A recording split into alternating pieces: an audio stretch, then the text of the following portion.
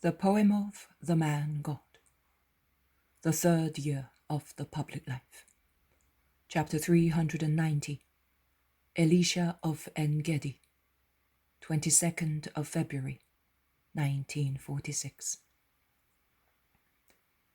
They must have advanced the time of their departure, and perhaps the inhabitants of Engedi advised them to do so, because it is the dead of night, and the moon almost full illuminates the town with a very bright light. The narrow streets look like silver ribbons lying among the cube-shaped houses and garden walls, the lime of which seems to have been changed into sculptural marble by the magic rays of the moonlight. Palm trees and other trees look mysterious, enveloped in the lunar phosphorescence. Fountains and rivulets are little waterfalls and diamond necklaces.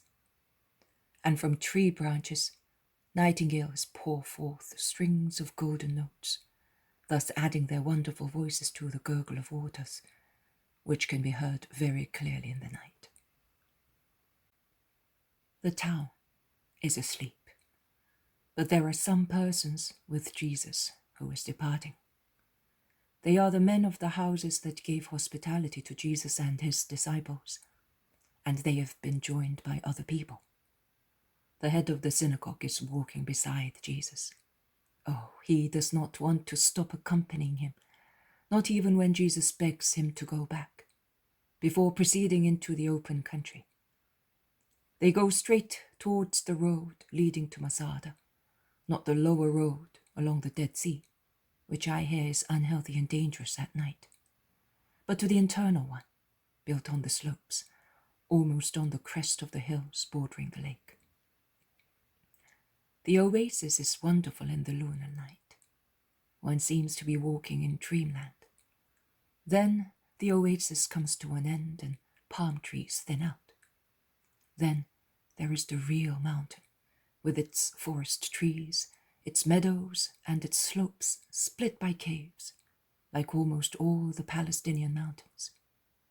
But I would say that the caves are more numerous here, and their strange mouths, long or flat, straight or slanting, round or like fissures, have a frightening look in the moonlight. Abraham, the road is farther down. Why are you climbing up?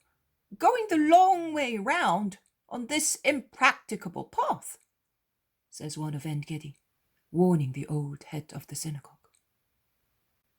Because I have to show something to the master and ask him to do one thing more, to be added to the great gifts he has already granted us.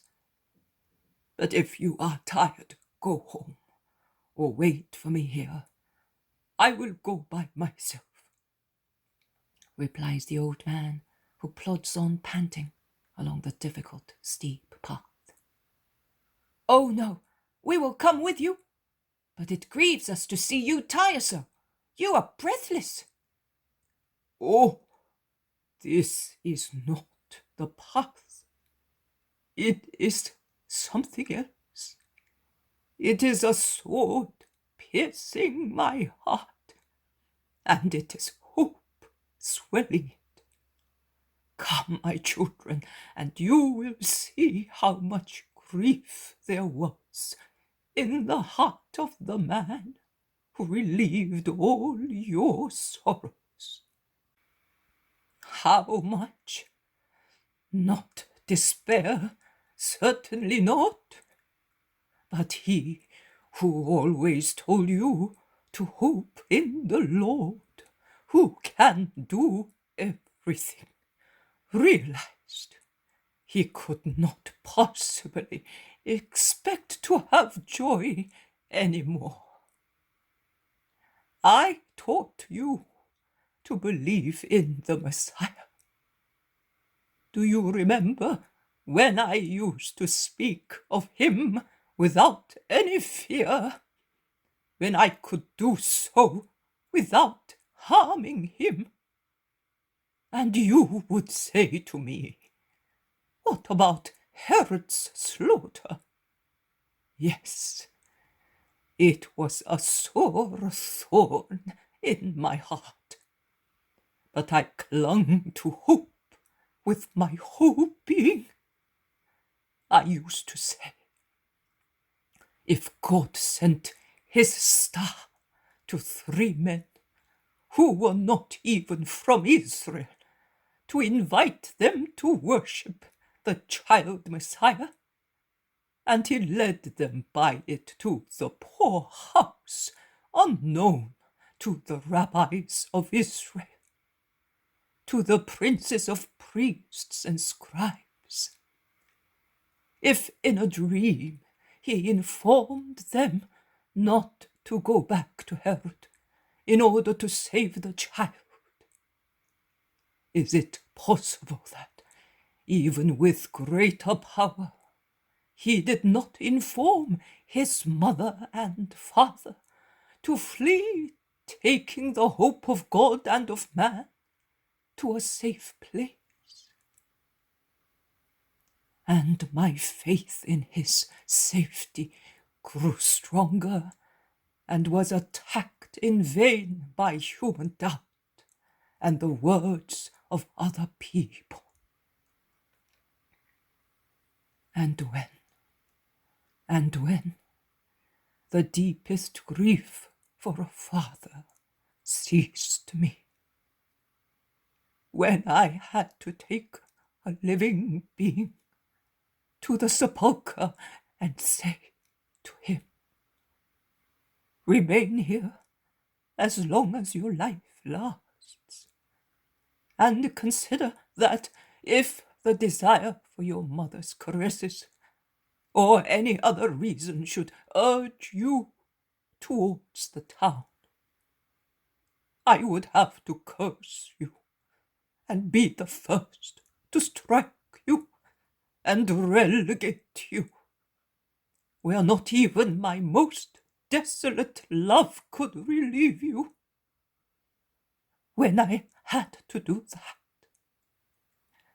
I had to cling even more to my faith in God, the Saviour of his Saviour, and say to myself and my son, to my leprous son, see, leprous, let us bow our heads to the will of the Lord and believe in his Messiah. I, Abraham, you, Isaac, immolated by disease, not by fire. Let us offer our sorrow to have a miracle. And every month at each new moon, when I came here secretly laden with foodstuff, clothes, love, which I had to leave far from my son, because I had to come back to you, my children, to my blind wife, to my feeble-minded wife, whom dreadful grief had made blind and dull. And I came. I had to come back to my childless home, without the peace of reciprocal conscious love, and to my synagogue to speak to you of God, of his wonders, of the beautiful things he spread in the universe. And I could see with my eyes the corroded sight of my son, whom I could not even defend when I heard people speak ill of him, saying that he was an ungrateful son, or a criminal who had run away from home. And every month, when making this pilgrimage to the sepulchre of my living son, as I was saying, I used to repeat to him, to encourage him, the Messiah is on the earth. He will come. He will cure you. Last year at Passover, when I was looking for you in Jerusalem, during the short time that I was away from my blind wife, I was told he really exists. He was here yesterday. He cured also some lepers. He is going round the whole of Palestine, curing, comforting, teaching. Oh, I came back so quickly that I looked like a young man going to a wedding. I did not even stop at Engedi, but I came here and I called my son, my boy, my dying seed. And I said to him, he will come. Lord, you have done all sorts of good to our town. You are going away, but there are no sick people left. You have blessed even our trees and animals. And will you not? You have already cured my wife, but will you not have mercy on the fruit of her womb? A son to a mother? Give back a son to his mother, you, the perfect son of the mother of all graces. In the name of your mother, have mercy on me, on us. Everybody is weeping with the old man, who has spoken with such powerful and heart-rending feelings.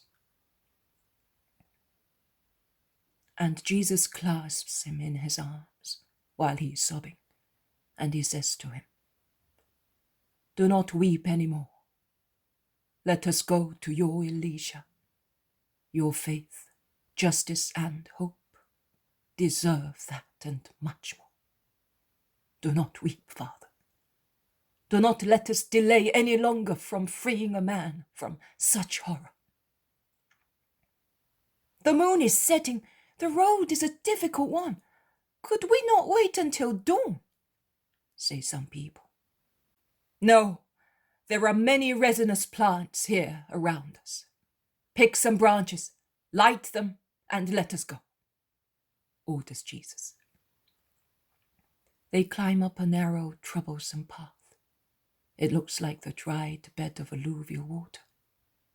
The reddish, smoky torches crackle, spreading a strong smell of resins through the air. A cave with a narrow opening, almost hidden by thick bushes which have grown near the edges of a spring, appears beyond a narrow tableland, split in the middle by a crevice, into which flows the water of the spring. Elisha has been there for years, awaiting death.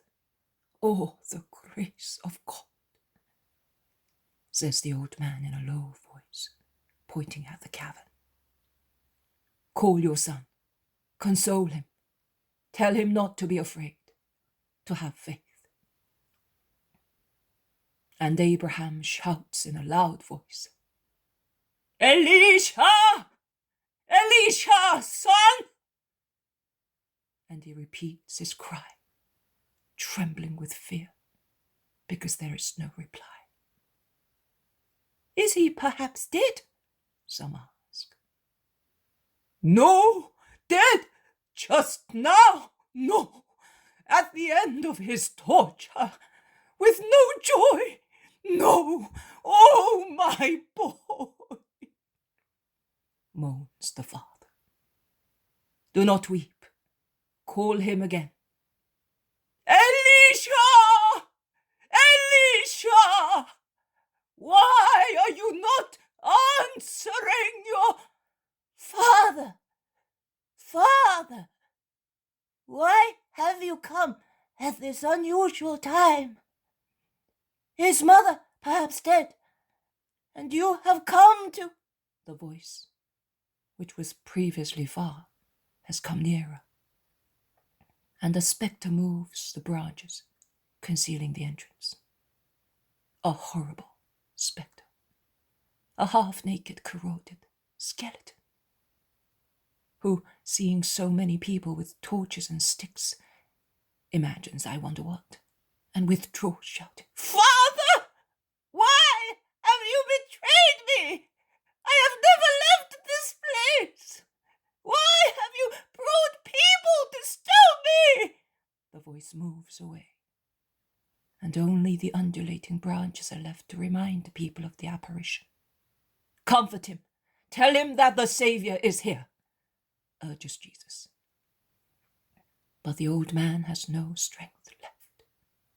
He weeps desolately. Jesus then speaks. Son of Abraham and of the Father in heaven, listen. What your just father prophesied is now being accomplished. The Saviour is here, and your friends of Engedi are with him. And the disciples of the Messiah have come to rejoice at your resurrection. Come and be not afraid. Come as far as the crevice, and I will come too. And I will touch you, and you will be cleansed. Do not be afraid. Come to the Lord who loves you. The branches are shifted once again, and the frightened leper looks out. He looks at Jesus, a white figure, walking on the grass of the tableland and stopping at the edge of the crevice. He looks at the others, especially at his father, who appears to be fascinated and follows Jesus with his arms stretched out and his eyes staring at the face of his leprous son. He is reassured and comes forward. He walks with a limp because of the sores on his feet. He stretches out his arms with their corroded hands. He comes before Jesus. He looks at him. And Jesus holds out his beautiful hands. He raises his eyes to heaven. He gathers. He seems to be gathering within himself all the light of the infinite stars, shedding its pure brightness on the impure, putrid, corroded flesh that looks even more dreadful in the red light of the burning branches, which people are waving to give more light. Jesus leans over the crevice. With the tips of his fingers, he touches the tips of the leprous fingers and says, I want it. With such a beautiful smile that it cannot be described. He repeats, I want it. Twice more. He prays and commands with that word. He takes one step back, opening his arms crosswise, and says, And when you have been cleansed, preach the Lord, because you belong to him. Remember that God loved you so that you might be a good Israelite and a good son. Get married and bring your children up for the Lord. Your very bitter bitterness has been cancelled. Bless the Lord and be happy. He then turns round and says, You with torches, come forward to see what the Lord can do for those who deserve it. He lowers his arms. As open and covered by the mantle, they prevented people from seeing the leper, and he moves aside. The first cries from the old man kneeling behind Jesus. Son! Son!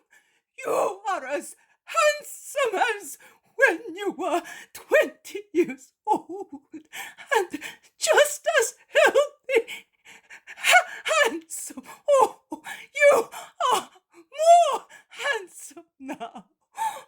Oh, aboard a branch, something that I may come to you. And he is on the point of rushing forward, but Jesus holds him back. No, joy must not make you infringe the law. He is to be purified first.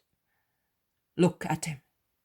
Kiss him with your eyes and with your heart. But be strong now, as you have been for so many years, and be happy. In fact, this is a complete miracle.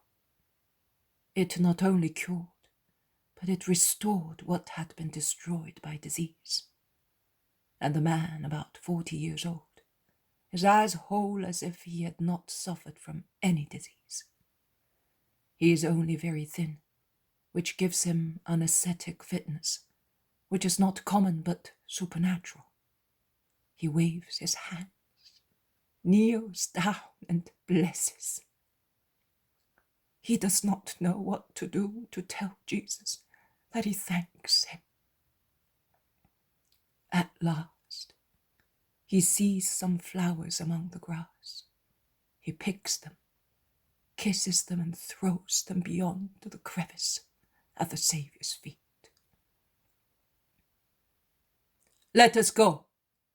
You people of Engedi, stay here with your head of the synagogue. We will go on towards Masada. But you don't know. You cannot see. I know the way. I know everything. Both the ways of the earth and those of hearts, along which the God and the enemy of God pass. And I see those who accept the latter or the former. Remain here with my peace. In any case, it will soon be daybreak, and with the burning branches, we shall have light till dawn. Abraham, come here, that I may kiss you goodbye. May the Lord always be with you, as he has been so far, and with your family and your kind town. Will you not come back to us again, Lord, to see my happy home? No, my road is about to come to its end, but you will be in heaven with me, and your dear ones will be with you. Love me, and bring the little ones up in the faith of the Christ. Goodbye to everybody. Peace and blessings to all those who are here, and to their families. Peace to you, Elisha. Be perfect out of gratitude to the Lord. My apostles, come with me. And he sets off at the head of the little procession, walking with burning branches held aloft. He turns round a projecting rock and disappears with his white mantle. Then the apostles disappear one by one. The shuffling of their feet fades away, and the reddish light of the branches vanish.